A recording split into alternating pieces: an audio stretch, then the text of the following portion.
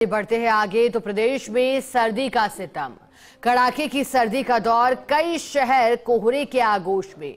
कोहरे से वाहनों की रफ्तार पर ब्रेक इसलिए भी क्योंकि सड़क दुर्घटनाओं की आशंका कोहरे के चलते बढ़ जाती है। कोहरा इस कदर कि विजिबिलिटी जो कि पहले 10-15 मीटर तक बताई जा रही थी वो अब 0 हो गई है, यानी कि सामने खड़े वाहन को भी देखना दूभर हो गया है वाहन चालकों के लिए। ऐसे में ब्रेक लगाना बेहतर है, इंतजार इस कोहरे के छटने का करना बेहतर है। सहयोगी कमलेश प्रजापत माउंट आबू से और सहयोगी प्रदीप गढ़वाल झुंझुनू से हमारे साथ जुड़ गए हैं। सबसे पहले प्रदेश के हिल स्टेशन माउंट आबू का रुख करना चाहेंगे। कमलेश, माउंट आबू की बात करें तो कहा जा रहा था कि 6 जनवरी अर्थात आज से जो पश्चिमी और पूर्वी राजस्थान है यहाँ मौसम शुष्क रहेगा। अब अगर बात माउंट आबू की करें तो जनवरी का दूसरा सप्ताह किस तरह रहने वाला है और आज का मौसम कैसा?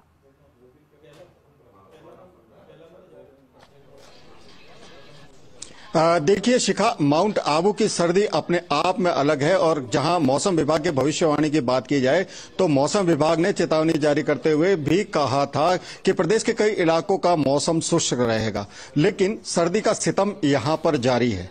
आज के तापमान की बात की जाए तो 1 से 2 डिग्री तापमान रहने का अनुमान। दूसरी तरफ मैं तस्वीरें कुछ दिखाना चाहूंगा। देखिए, इस वक्त मैं माउंट आबू की नक्की झील पर हूं शिखा, और जो शीत लहर चलने का जो दौर है वो माउंट आबू में जारी है। तो कहा जा सकता है कि माउंट आबू के अंदर जो सर्दी का सितम है वो लगातार जारी है और तेज हवाएं आज यहां पर चल रही है। उन तेज हवाओं की वजह से जो सर्दी का असर है वो बेहद तेज नजर आ रहा है और कहा जा सकता है कि आने वाले दिनों के अंदर भी सर्दी यहां पर तेज है। ये तमाम तस्वीरें यहां पर बेहद खूबसूरत हो जाती है शिखा कि माउंट आबू के अंदर देखिए, जो सैलानियों की पहली पसंद है माउंट आबू, और सैलानी यहां पर पहुंचकर माउंट आबू की जो खूबसूरती है उसको निहारते हैं। जो सेल्फी कैद करने का जो आनंद है कुछ अलग नजर आता है, क्योंकि माउंट आबू की खूबसूरती और साफ वातावरण दोनों चीजें यहां पर मिलती है। तो कहा जा सकता है कि माउंट आबू में सर्दी का सितम है। बात करने की कोशिश करेंगे। भाई साहब, कहां से आए? अहमदाबाद से। कैसी सर्दी है माउंट आबू? अच्छी है, यानी कैसे एंजॉय कर रहे हैं? अच्छे एंजॉय कर रहे हैं। देखिए, ये तमाम लोग हैं, इनसे बात करेंगे। भाई साहब, ठंड कुछ ज्यादा लग रही है? जैकेट वैकेट सब पहन रहे हैं? हाँ, थोड़ी बहुत लगती है। थोड़ी बहुत लग रही है। अहमदाबाद में कैसा टेम्परेचर था? अभी लेवल थोड़ा कम हो गया ठंड का। यहाँ है तो पता चला ठंड है। ठंड है। हाँ। देखिए, ये तमाम लोग जो यहाँ पर मौजूद हैं उनका कहना है कि माउंट आबू के अंदर जो सर्दी का सितम है वो तो लगातार जारी है। ऐसे में कहा जा सकता है कि मौसम विभाग ने जो भविष्यवाणी की थी कि आने वाले दिनों के अंदर जो तस्वीरें होगी वो बेहद अलग होगी और फिर से माउंट आबू के अंदर कड़ाके की सर्दी का दौर होगा। तो ऐसे में कहा जा सकता है कि आने वाले दिन बेहद सर्दी भरे होंगे। जी शिखा। ठीक है, आने वाले दिन सर्दी भरे होंगे, हालांकि जो सैलानी है वो लुत्फ उठा रहे हैं। कमलेश बनी रहिएगा। प्रदीप भी हमारे साथ झुंझुनू से जुड़े हुए हैं, उनका रुख करेंगे। प्रदीप, झुंझुनू को लेकर कहा जा रहा था कि सर्द हवाओं के कारण झुंझुनू में तापमान लगातार गिर रहा है। अगर आज के दिन की बात करें तो फिलहाल झुंझुनू का तापमान कैसा और आगामी दिनों के लिए क्या चेतावनी मौसम विभागों की, क्योंकि फसलों को बचाना भी झुंझुनू में एक चुनौती साबित होता हुआ दिखाई दिया किसानों के लिए।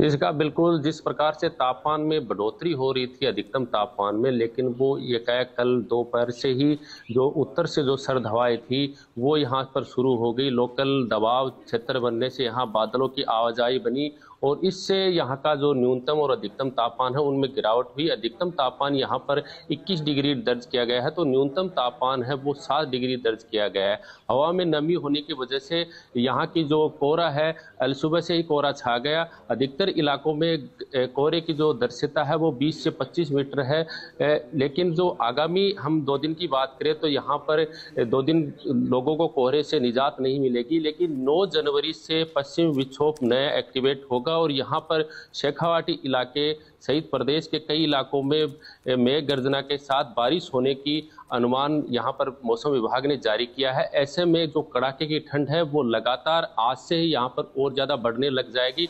न्यूनतम तापमान में भी लगातार गिरावट देखने को मिलेगी। तो हम किसानों की बात करें इस मौसम को लेकर, तो किसानों के लिए जो हवा की जो नमी है, उत्तर से जो सर्द हवाएं आ रही हैं, वो यहाँ पर अगर जमेंगी नहीं फसलों पर तो उन्हें नुकसान का कोई आशंका नहीं है। लेकिन यहाँ जो नमी है वो इनकी फसलों के लिए बहुत अच्छी कारगर साबित होगी। ऐसे में कह सकते हैं जो आगे में जो बदलाव है मौसम विभाग का वो किसानों के लिए फायदेमंद जरूर होगा, लेकिन ओलावृष्टि और फसलों पर बर्फ नहीं जमनी चाहिए, नहीं तो नुकसान होने का भी अंदेशा है। जी सिखा।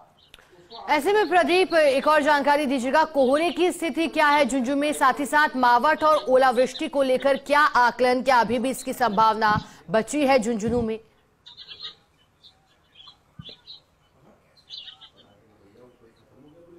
कोहरे की बात करें तो जो उत्तर से सर्द हवाएं हैं उन्होंने लगातार यहाँ पर झुंझुनू में कड़ाके की ठंड के साथ कोहरे की जो घने दृश्यता है वो भी यहाँ पर कम की है। लेकिन आज कोहरे की बात करें तो 20 से 25 मीटर की जो दृश्यता है वो यहाँ पर कोहरे की वजह से है। और लगातार जो कोहरे से जो आमजन के साथ साथ जो वाहन चालक है उनको ज़्यादा परेशानी का सामना करना पड़ रहा है। वहीं आगामी जो ओलावृष्टि की बात करें तो 9 जनवरी से मेघ गर्जना के साथ ओलावृष्टि का मौसम ने पूर्व अनुमान यहाँ पर बताया है। ऐसे में किसानों के लिए थोड़ी चिंताजनक हो सकती है, लेकिन उसके साथ अगर बारिश होती है तो वो अधिकतम फायदेमंद होगी। ऐसे में जो रबी की जो फसल है, जो अगेती फसलें हैं, उनके लिए अगर यहाँ पर ओलावृष्टि होती है तो उनकी जो फुटान है, जो उनकी जो फसलों की जो उनके लिए थोड़ा सा आगे चिंता का विषय है। लेकिन मौसम वैज्ञानिकों के अनुसार यहाँ पर जो मौसम है वो लगातार किसानों के लिए इस बार का फायदेमंद साबित हो रहा है। जी शिखा।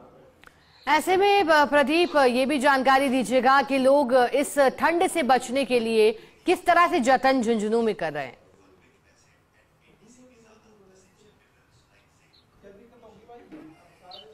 जी बिल्कुल, जिस प्रकार से 1 जनवरी तक घना कोहरा छाया था, कड़ाके की ठंड पड़ रही थी, 5 डिग्री के आसपास तापमान था, लेकिन उसमें लोकल चक्रवात बनने से थोड़ा सा यहाँ पर दिन का जो तापमान था उसमें बढ़ोतरी हो रही थी। तो ऐसे में लोगों को दिन में जरूर राहत मिल रही थी, लेकिन आज बादलों की आवाजाही और घने कोहरे से और उत्तरी सर्द हवाओं से जो यहाँ पर। ठीक है प्रदीप, आपको रोकना चाहेंगे, सहयोगी लक्ष्मीकांत भी दौसा से हमारे साथ जुड़ गए हैं। लक्ष्मीकांत जी, बात करें पूर्वी राजस्थान के दौसा की तो पश्चिमी राजस्थान से ज्यादा असर इस बार पूर्वी राजस्थान में। दौसा की आज की क्या स्थिति?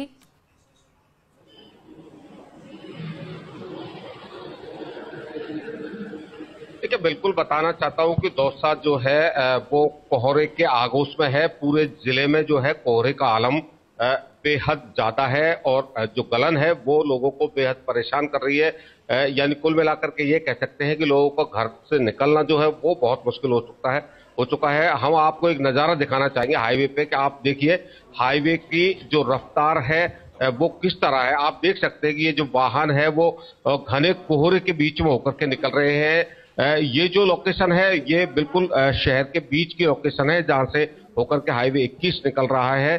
और लगातार जो मौसम का जो मिजाज है वो बदलता हुआ आ रहा है। जिस तरह से मौसम विभाग ने चेतावनी भी दी है, हम कुछ लोगों से बात करना भी चाहेंगे कि आखिर मौसम को लेकर के जो लोग हैं वो कितना परेशान है। जैसे कुछ लोग जो है वो बहुत जल्दी जो है वो अपने काम पर लौटते हैं तो उन्हें बड़ी सर्दी के चलते बहुत ज्यादा परेशानी के दौर से गुजरना पड़ रहा है। आप जैसे कहाँ जा रहे हैं? सर हम जयपुर जा रहे हैं ना। हाँ सर, हम जयपुर जा रहे हैं, ना कोई गाड़ी मिल रही है ना कुछ दिख ही नहीं रहा है सर। सर्दी में बहुत ज्यादा हालत खराब हो रही है और इतने परेशानी जिसका हद नहीं है। देखिए, जो कोहरे की वजह से जो आप नजारा देख रहे हैं हाईवे पर, उसके चलते जो वाहन है वो कम आ रहे हैं और जो लोगों को अपने गंतव्य तक जो पहुंचना पड़ता है उसके लिए काफी मुश्किल के दौर से उनको गुजरना पड़ रहा है। जी बिल्कुल लक्ष्मीकांत जी, सर्द हवाओं ने ठिठुरन बढ़ाई है और घने कोहरे का असर भी है। बहुत शुक्रिया लक्ष्मीकांत जी आपका। प्रदीप, आपका भी शुक्रिया साथ जुड़ने के लिए। पूरी जानकारी के लिए आगे बढ़ेंगे।